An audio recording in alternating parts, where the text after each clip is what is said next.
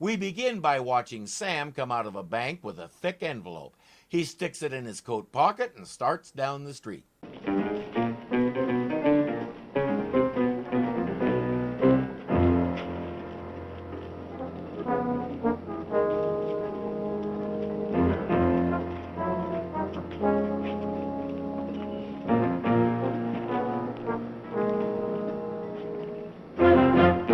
Those guys are about as subtle as the slot machines in Reno. Sam slips around a corner where Honey is waiting in her car.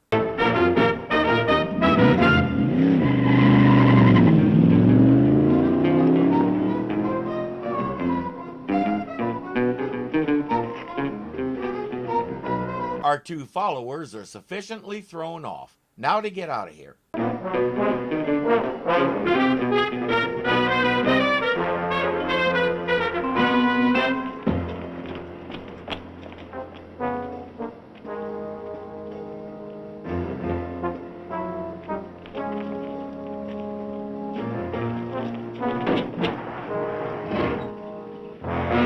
That should help. He'll be hard to spot in the new outfit. Excuse me. Quite all right, sir. Sorry to bother you, but would you mind? No trouble. Very kind of you, sir. It's my pleasure. Or not. Your eyes and ears do not deceive you. That's John MacGyver, better known to us as Barton J. Reed, Mr. Terrific's handler. I talked about him there in the series I call the Dumbbell Derby. For those who are new here, after Batman took the country by storm, the other two networks wanted to get in on the ridiculous, campy superhero trend. The results were Mr. Terrific and Captain Nice, which lasted 15 and 17 episodes respectively. In fact, reviewing those two shows was what got me started doing this TV fails thing. You folks started suggesting more and more shows for me to treat like this, and here we are. The fake blind man is obviously working with those other two guys, but even with the three of them, they can't find the package on Sam. They'll have to resort to Plan B, which of course involves kidnapping and blackmail.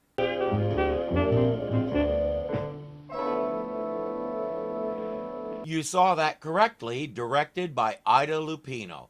We know her as Dr. Cassandra, one of Batman's more absurd foes in the third season. She's best known for her movie roles, which of course played on her stunning beauty. But from 1947 on, she was equally at home behind the camera directing. It's as I've said many times, give it a proper chance and real talent will show itself. And I guess it did. Right now, Anne Francis is showing off her own talents, worrying nonstop because Sam isn't back yet.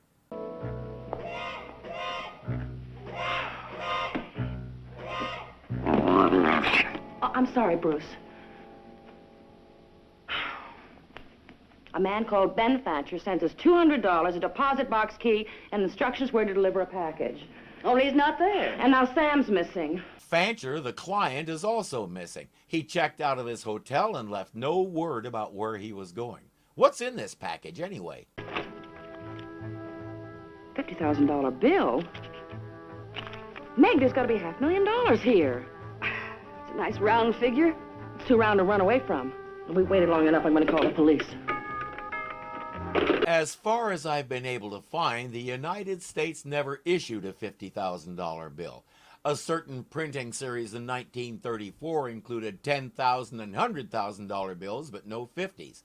And those bills were only supposed to be used for transactions inside the government itself. And you know what?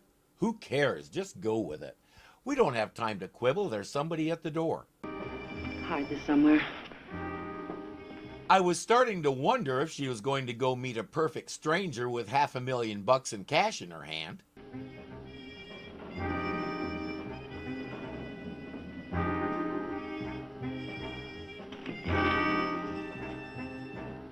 Hello.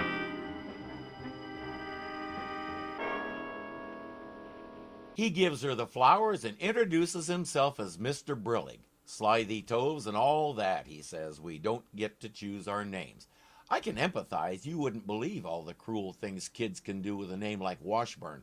So what does he want? Compensation, my dear, for a great deal of inconvenience. After all, a man is entitled to some benefits in his old age. Don't you agree? Absolutely. Mr. Brillig, what are we talking about? Ah, impetuous youth. Straight to the point. Her business does kind of thrive on that sort of thing. She can do the job faster and get paid sooner if she knows what it is. A certain package was picked up today to be delivered to a man named Ben Fanshawe. I'm all ears. Hardly that, Miss West. Hardly that. As I said last time, if there's a dirty old man inside someone, Honey West will draw him out into the open. I want that package, Miss West. I want it very badly. And he's willing to trade for it. His offer? Sam's life. He produces Sam's wallet. Refuse my kind offer to trade.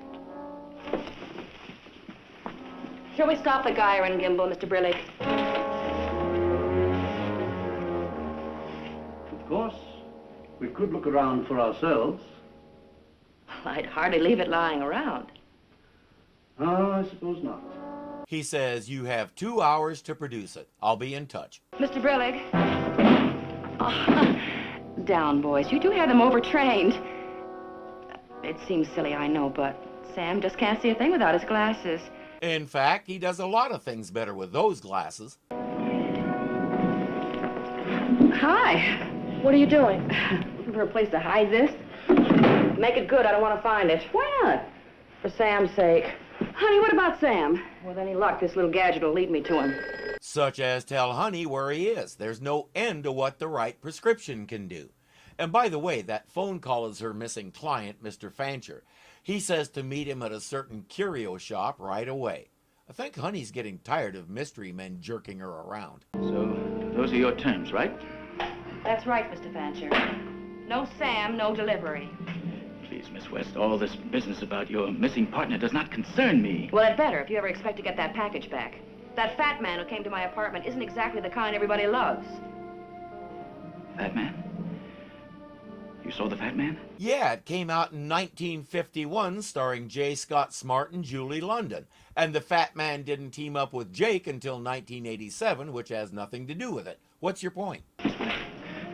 Did he follow you? Don't you think it's about time you told me what this is all about? Look, you don't understand. He'll kill me. Lady and gentlemen, forgive me if I kept you waiting. Mr. Wong, at your service. He's determined to sell one of them that antique oil lamp. Old Chinese saying, luck to lover who rub dragon fang. If luck bad till now, now luck go bad. What kind of discount do you give if it has bullet damage? The shooter speeds away, Mr. Wong is all right, and Fancher is gone again.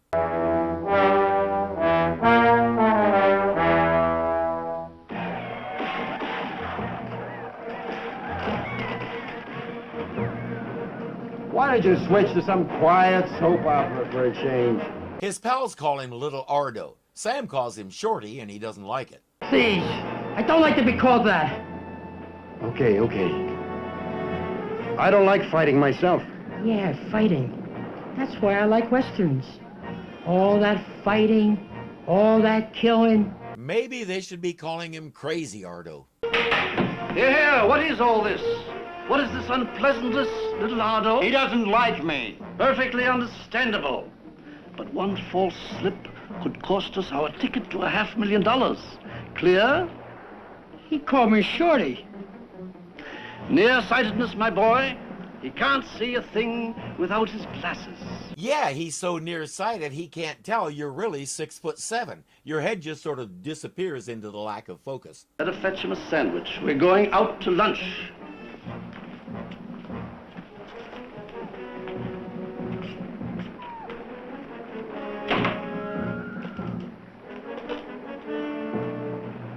Unlike the glasses we've seen him use before, this isn't a two-way radio. It's just a homing beacon, and Sam wants to make sure the signal is strong enough for Honey to track.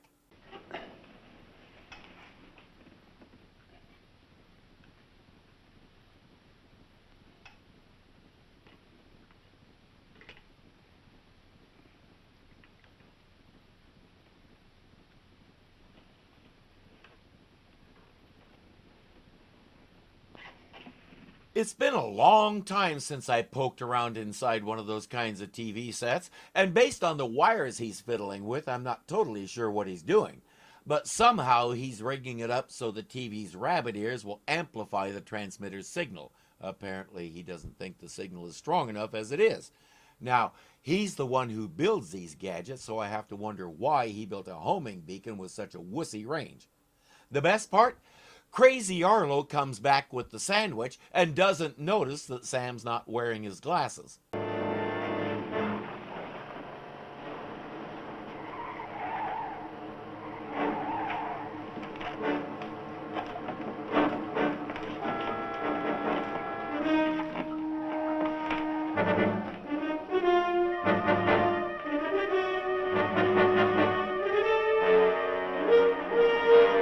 Ah, rabbit ears. If you remember those, you may be quietly cursing now. Or perhaps not quietly. If that was all you had, the struggle was very real. Every station came from a different direction, so when you changed channels, you had to figure out which way to try and point them. The key word there is try, because most of the time they didn't have much range of motion. If you could get decent sound and the picture only had 3 or 4 static lines running through it, you let go of the antennas, stepped away carefully, and dared anyone else to touch them under penalty of exile from the house for the next hour. Well, my boy, I am off to see your lovely partner. The time has come.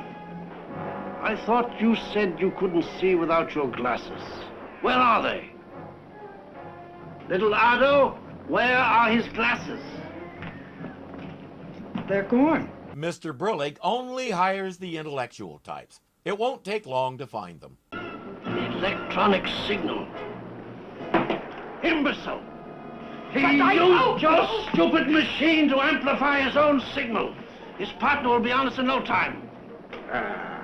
My boy, you're a card. I like you after all. He says, let it transmit. We'll use that to set a trap for Miss West. Honey's a little puzzled that the signal has brought her to a flower shop, but she's seen hideouts in stranger places. Poor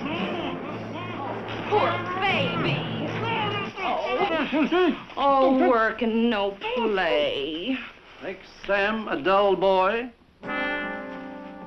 They never listen to the person in the chair. He's not trying to say, get me out of here. He's saying, get you out of here. But never mind. Sam, Huh? I'm sorry about what happened. Don't worry, we got him right where we want him. How's that, Sam? We got the loot. But they've got us. For all the good it does them. If they kill Sam and Honey, they lose any chance of finding the loot, especially since there's a good chance they don't know Aunt Meg exists. They could try and torture it out of them, but they'd learn real quick that neither of our heroes knows where the money is. Honey did that on purpose, and this is why. So all Brillig and his pals can do is keep holding them and hope someday they get tired of sandwiches. Ow!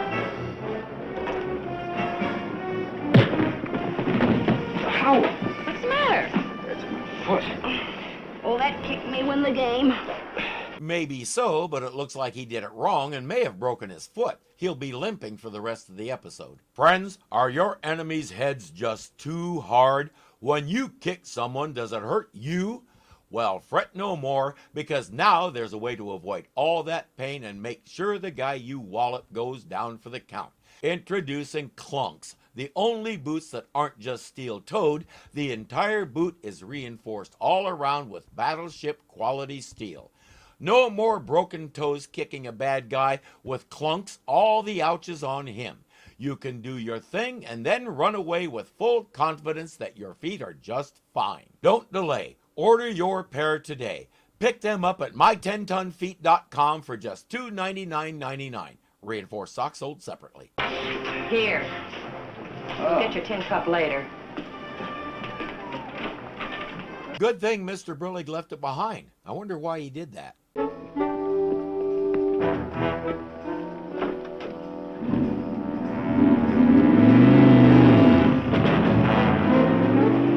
Maybe that's why. I guess nobody cares what happened to little crazy Ardo.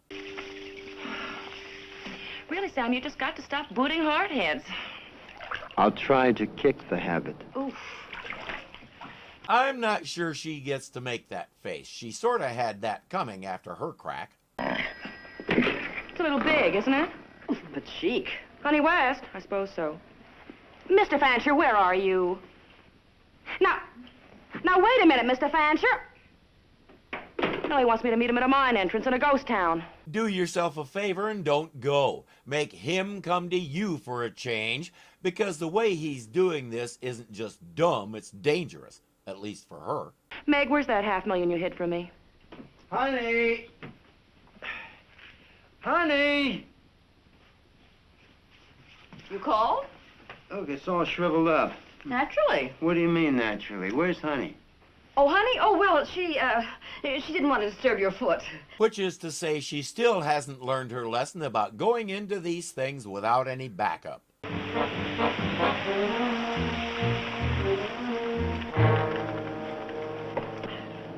Keep an eye open for Wyatt Earp, baby.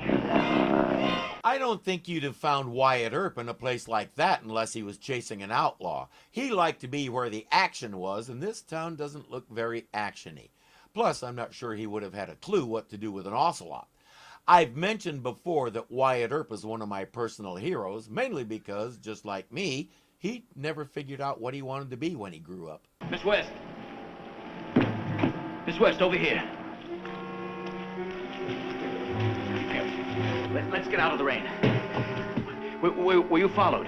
I don't think so. I didn't use my car. Did you bring the package? What's the name of this game, Mr. Fancher? Miss West, this is not a game. Don't be coy. Where is the package? You're pulling a gun on her? Really? All these guys think they can just push her around, demand anything, and she's supposed to be the meek little daffodil who says, "Yes, sir." He did not read her resume. Stairs lead down into the mine, and it appears there's exactly one direction they can go once they get there.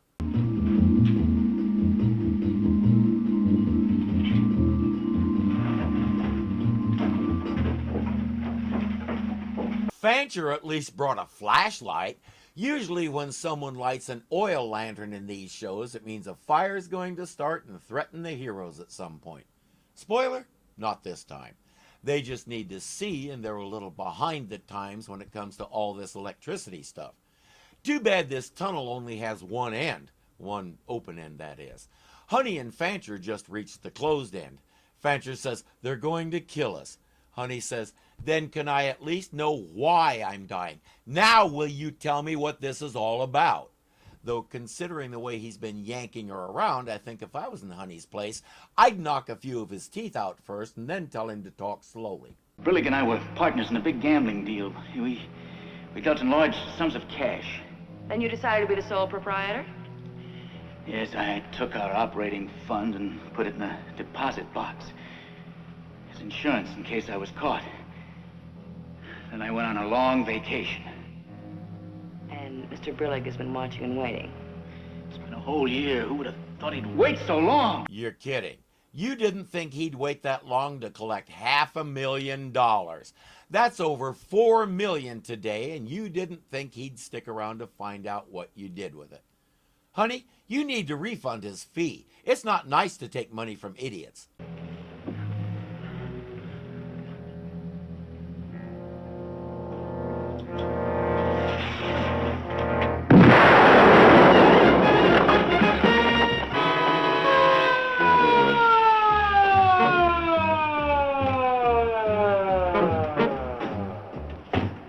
Sam did explain that there are several of these guys and they're armed. Based on that, they sent him here with one cop.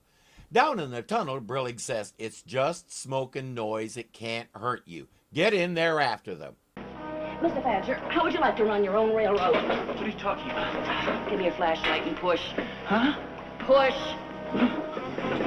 It's a one-syllable word that most people learn as children. If they don't, they eventually learn it the first time they try to pull the wrong door open.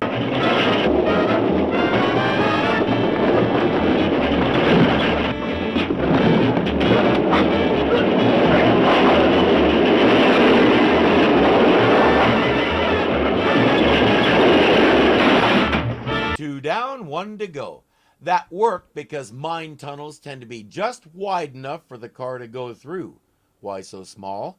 because digging that stuff out is hard, and you only want to do as much as absolutely necessary. The added ability to take down bad guys is just a perk. Diogenes, I presume. Diogenes was, today we'd call him a troll. He went around criticizing everything, got himself banished from his hometown, and basically liked to stir up trouble while setting himself up as the paragon of what a man should be. Honey's talking about his most famous stunt.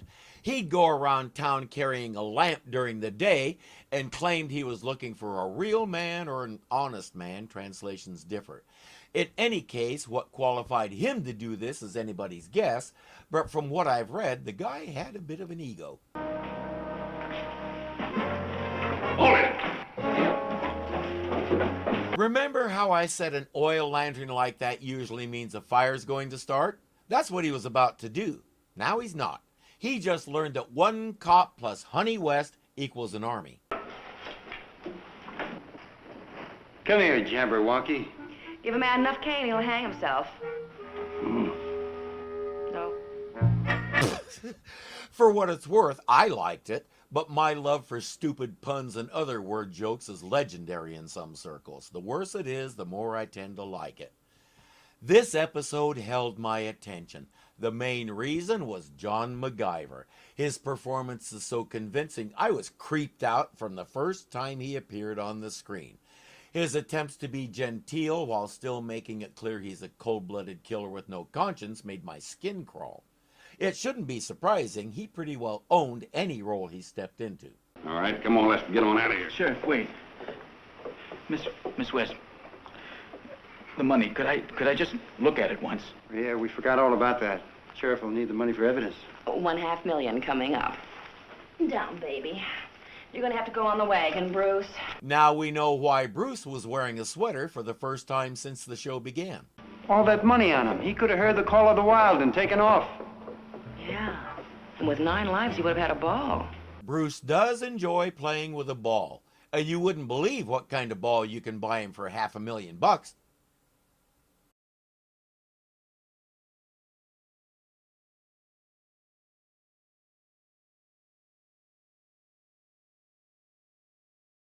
Crazy Arlo comes back with the sandwich. Slow down. The key word there is try, because most of the time they didn't have much range of motion.